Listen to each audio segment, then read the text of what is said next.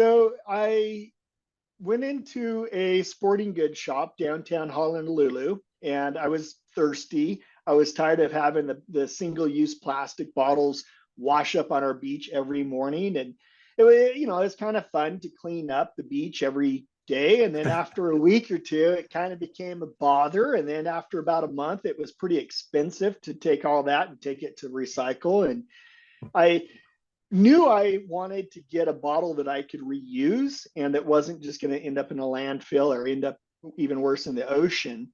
And went into the sporting goods store to buy that bottle, and the whole shelf, the whole wall was completely empty.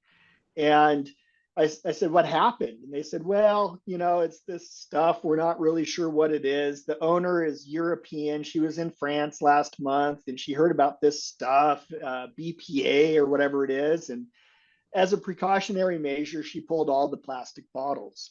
I was like, well, who's going to fill up the wall? Who's going to do that? And they said, Yeah. nobody. There's nobody else doing it. And Henrik, it came in the back of my head. It came out my mouth. I will do that. I love And that. at that moment, I had a sort of a 10-year vision down the road where I was up on stage wearing a goofy, jacket, standing up like a professor does in front of a large coliseum, talking to people, or auditorium, whatever they're called. And I knew it was going to be successful. And so that's kind of how it originally started.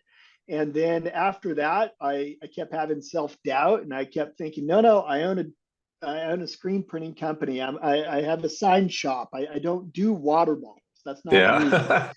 And every time I had that thought, somebody would come along and complain they didn't have a bottle, or I'd buy an aluminum bottle and it just sucked. The mouth was too small, or it dented too easy. It had BPA in it also. Or Yeah. the single wall metal bottles on the market were not keeping my hots hot and my colds cold.